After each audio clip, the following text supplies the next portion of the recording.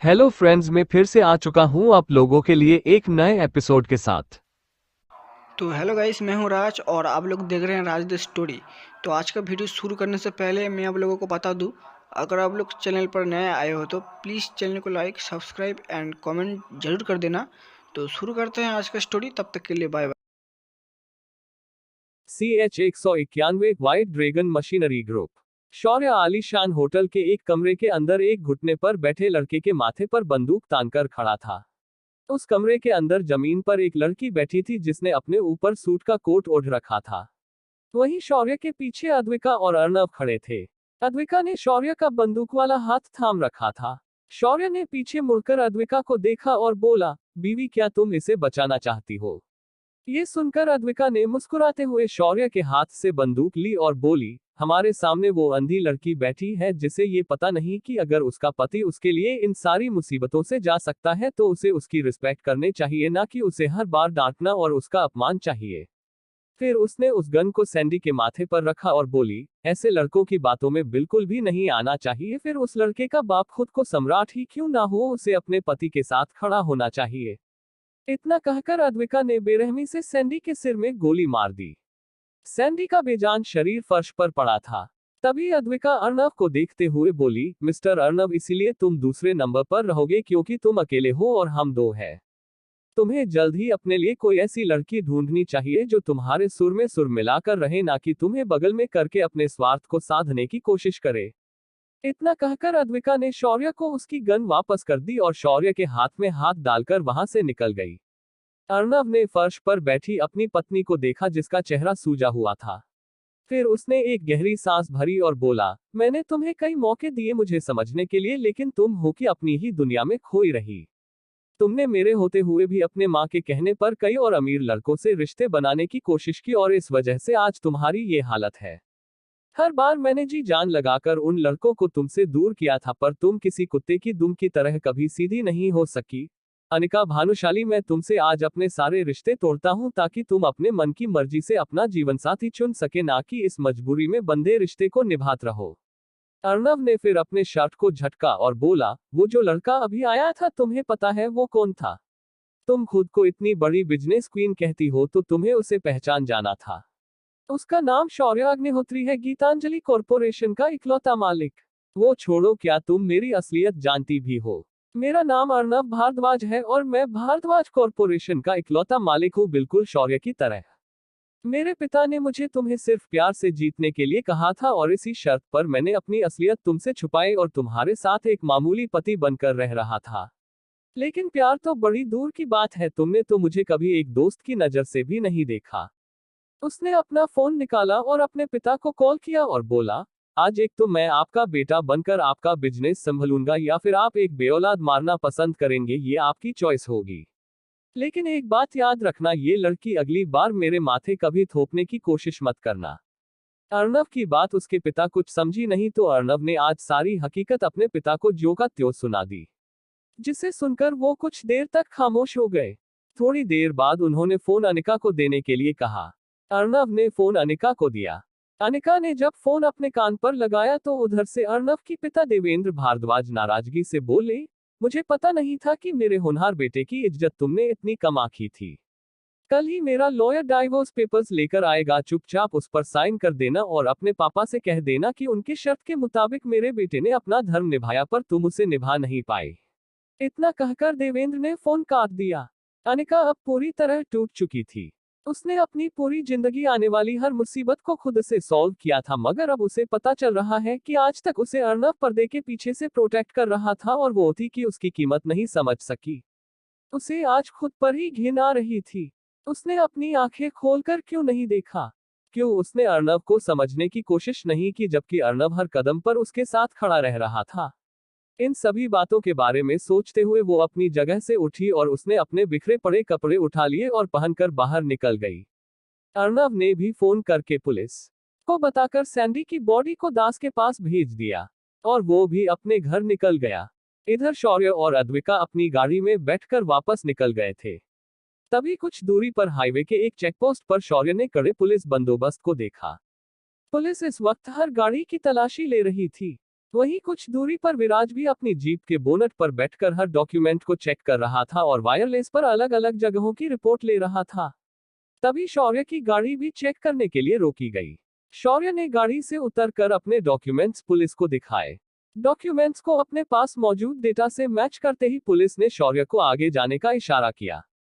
शौर्य ने आगे जाकर अपनी गाड़ी बराबर विराज के जीप के आगे रोक दी। जब विराज ने शौर्य को अपने सामने देखा तो उसने उछलकर शौर्य को गले लगाया। अच्छा हुआ तू खुद यहाँ आ गया मेरे भाई। अभी अभी खबर मिली है कि कुछ अंतर्राष्ट्रीय मशीनरी ग्रुप व्हाइट ड्रैगन के सदस्य देश में आए हैं। उनका निशाना देश के सभी पॉलिटिकल पार्टीज के नेता है।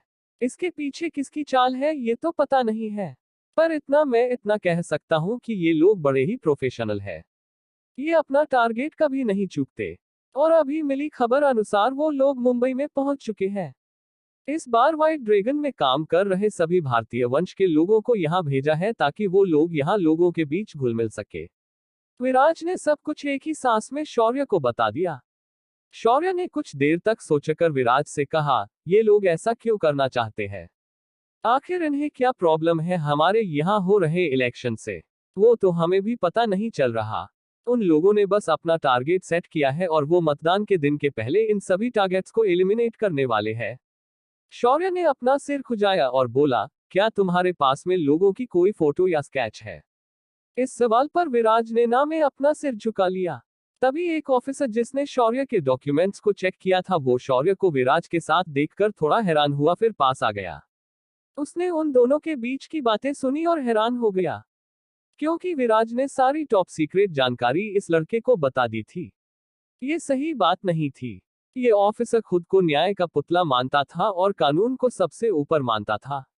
उसे विराज का ये रवैया अच्छा नहीं लगा और वो उनके सामने आकर विराज से बोला, सर आप एक सिविलियन को ये जानकारी नहीं बता सकते, वरना आपकी ये बात हमें किसी ब्रह्म संकट में डाल सकती है। ये सुनकर विराज हंसने लगा और उस ऑफिसर से बोला, ओ मेरे भाई, ये तुम्हें किस एंगल से सिविलियन लग रहा है? इसके जितना तो मैं भी ऑफिशियल नहीं हूँ। ये मेरा छोटा भाई है और ये आर्मी से है। ये सुनकर वो ऑफिसर शौर्य को ऐसे देखने लगा मानो उसने कोई अजूबा देखा हो। शौर्य ने अपना आर्मी का आईडी कार्ड निकाला और ऑफिसर को देखते हुए बोला, ऑफिसर मेरे लिए देश की सुरक्षा मायने रखती है, फिर वो अंतर्राष्ट्रीय हो या अंतर्गत सुरक्षा। शौर्य का आईडी कार्ड देखकर वो ऑफिसर बहुत ज्यादा शॉक हुआ और अपने थरथराते हाथों से उसने शौर्य को एक सैल्यूट कर दिया। शौर्य ने मुस्कुराते हुए उसे एक सैल्यूट किया और फिर विराज के पास चला गया। भाई विराज, अगर तुझे ये कैसे सॉल्व करनी है तो मैं तुम्हारी मदद कर सकता हूं, पर कितने दिनों तक मैं तुम्हारी बार बार मदद करूंगा यार? तुम अब एक साधक हो, ये तू और तुम्हारी पत्नी बार बार भूल जाते हो क्या?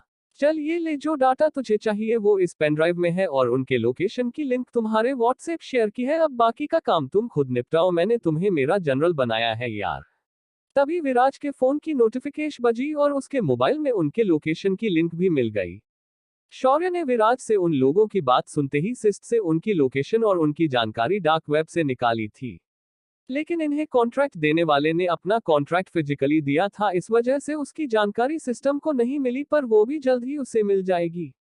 तभी विराज शौर्य को देखकर बोला, अरे भाई, इनकी लोकेशन तो अभी यहाँ नजदीक नहीं है, ये लोग इस वक्त संभाजी नगर में छुपे हुए हैं।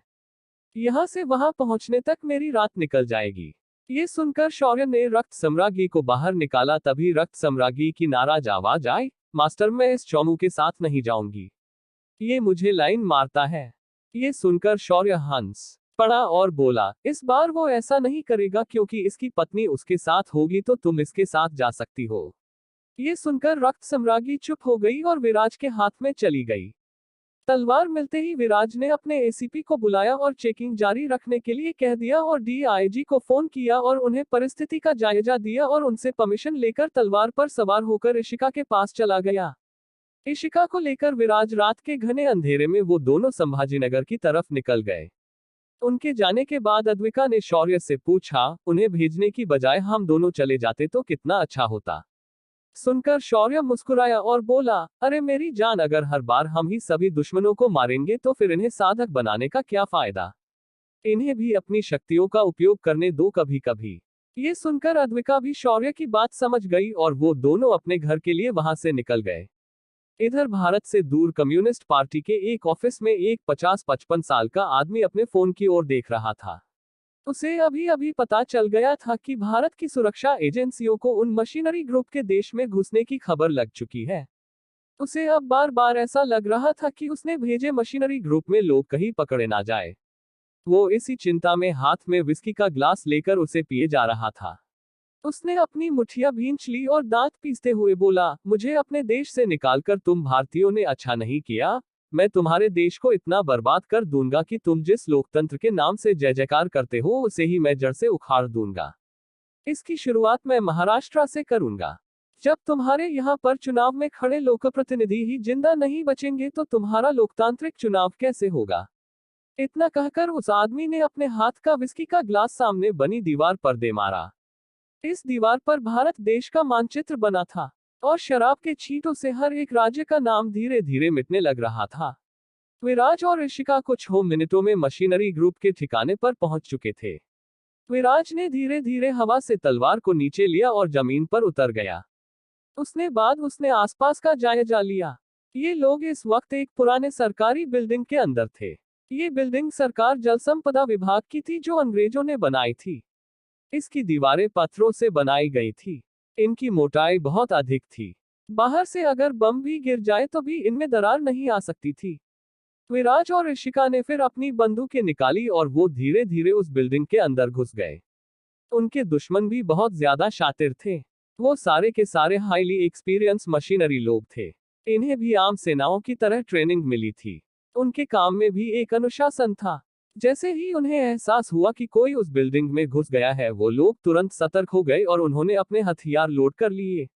विराज को भी एहसास हो गया कि उनकी उन्हें भनक लग गई है। उसने अपने साधना का उपयोग किया और तेजी से अंदर चला गया और अपने पहले टारगेट पर निशाना लगा दिया और उसकी खोपड़ी खोल दी। ऋषिका ने भी तेजी से ऐसा ही किया और दूसरे आदमी को भी उसने मार दिया। इस इमारत में अचानक गोलियां चलने की आवाजें से बाकी लोग भी सतर्क हो गए। अब तक इन दोनों ने जिन्हें मारा था वो दोनों सिर्फ गेट के पहरेदार थे। अंदर लगभग 40 से ज्यादा लोग मौजूद थे। तभी एक छोटी चीज उनकी तरफ उड़कर आई। जब विराज ने इसे देखा तो उसने तुरंत उस चीज पर गोली चला दी और गोली लगने के कारण वह चीज वापस अंदर चली गई। ये एक स्मोक ग्रेनेड था। अंदर बैठे लोगों को इस बात की बिल्कुल भी उम्मीद नहीं थी कि उनका ही ग्रेनेड उन्हीं के पास वापस आ जाएगा। और इसी बात में वो लोग फंस गए। अंदर अचानक चारों तरफ धुआं फैल गया। उस धुएं में वो सब लोग छुप गए। किसी को भी कुछ भी दिखाई नहीं दे रहा था। बाहर खड़ा विराज अपनी पत्नी को देखकर मुस्कुराया और बोला, आज मेरी अर्धांगिनी होने का फर्ज तुम्हें निभाना है। आधे लोग मैं टैंक पर छोड़ता हूं और आधों से मैं निपटता हूं। तो माय डियर वाइफ अब शुरू हो जाओ। इतना कहकर विराज अंदर धुएं में घुस गया। ऋषिका ने भी अपनी बंदूक को रिंग में डाल दिया और अपनी लंबी तलवार निकाली और खुद से ही बोली, साफ सफाई हाथ से होती है, बंद से नहीं पतिदेव, जरा आज मैं भी देखूं कि आपकी सफाई अच्छी होती है या मेरी। इतना कहकर ऋषिका भी अंदर तलवार लेकर घुस गई। तभी बाहर रक्त सम्राज्ञी उन मरे हुए गार्ड्स का लाइफ एसेंस ले रही थी। उसने उन्हें सोखने के बाद अपने ओंठों पर जीभ घुमाई और बोली, इनका एसेंस तो बहुत ही खास है, मजा आएगा आज तो। इतना कहकर वो भी धुएं में घुस गई। अंदर लोगों की चीखें गूंज रही थी और गोलियों की आवाज भी बीच में सुनाई दे रही थी। जब सब कुछ शांत हुआ तो अचानक ध्यान हट गया और अंदर 40 से ज्यादा लोगों की लाशें गिरी हुई थी। तभी विराज ने देखा कि एक चमकता हुआ एनर्जी का गोला हवा में तैयार हो गया और वो उड़कर रक्त सम्राज्ञी के पास चला गया। उसने उसे अपने हाथ में पकड़ा और अगले ही पल से निगल लिया। उसने फिर एक बार अपनी जीभ अपने ओंठों पर फेरी और बड़ी ही अदा से विराज को देखकर बोली, तुम्हारे साथ काम करने में सच में मजा आ गया। आजकल शौर्य मुझे काम करने के लिए नहीं बुलाया है, क्यों ना तुम मुझे अपने साथ रखो। तभी ऋषिका दोनों के बीच आए और बोली, बिल्कुल नहीं, मेरा पति इंसान और वस्तुओं में ज्यादा फर्क नहीं करता, कहीं ये तुम्हारे झांसे में ना आ जाए। ये सुनकर तीनों ने ठहाका लगाकर हंस दिया और वहां से निकल गए। अब क्या करेगा वो आदमी जो इस साजिश के पीछे था? क्या विराज उसके निशाने पर आ जाएगा? क्या शौर्य अद्विका को अपने साथ ले जाएगा? अब क्या होगा आगे?